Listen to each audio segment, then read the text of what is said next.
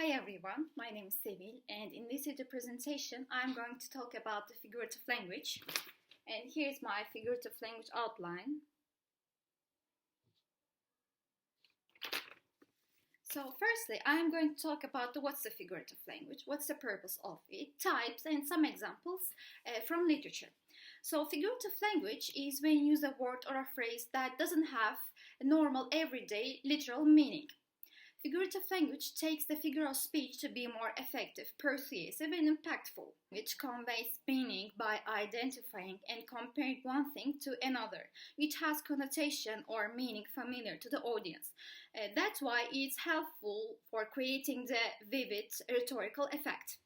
So, what's the actual purpose of the figurative language? Using figurative language, creating the effective communication on idea which is not clearly understood because of its abstract nature or complexity. And figurative language offer not a literal meaning.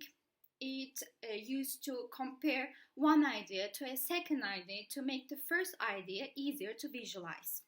And also, figurative language can use to link two ideas in order to influence the audience to see a connection even if one of them is not exist.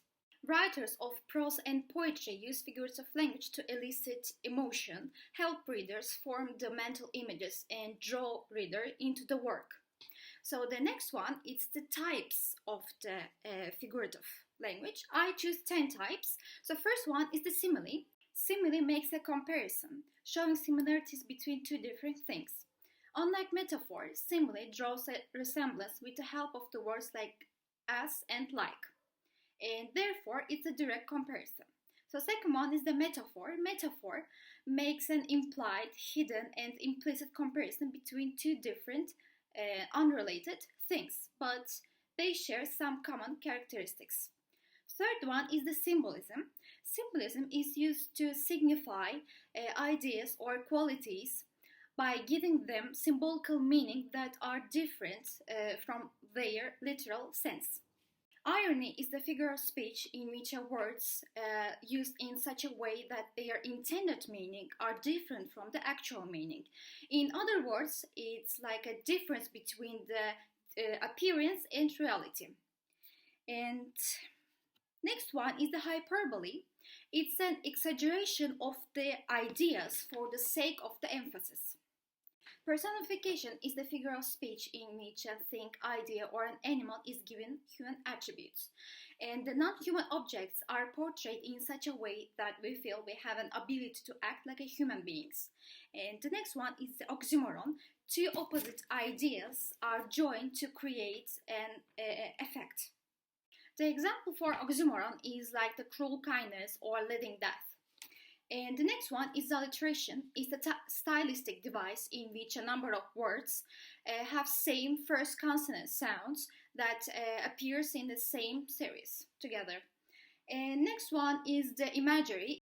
Imagery uses figurative language to represent the ideas, actions, or objects in such a way that it appeals to our physical senses.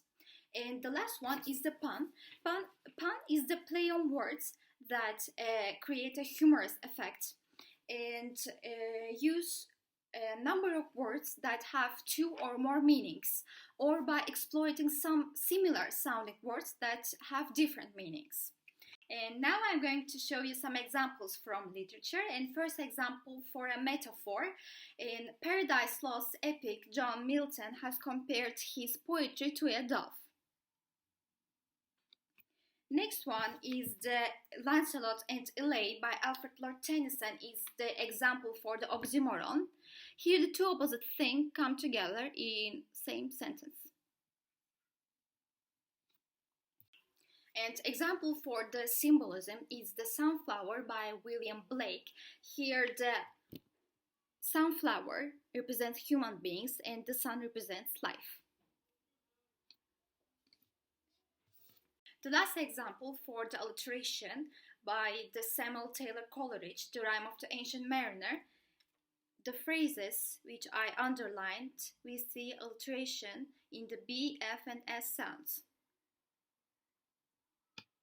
To conclude my video presentation, figurative language is helpful to create a rhetorical, vivid effect, and figurative language takes the figure of speech to be more effective, persuasive, and impactful.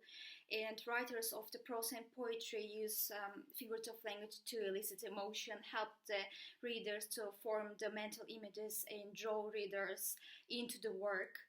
And that's the end of my presentation. Thank you for your time.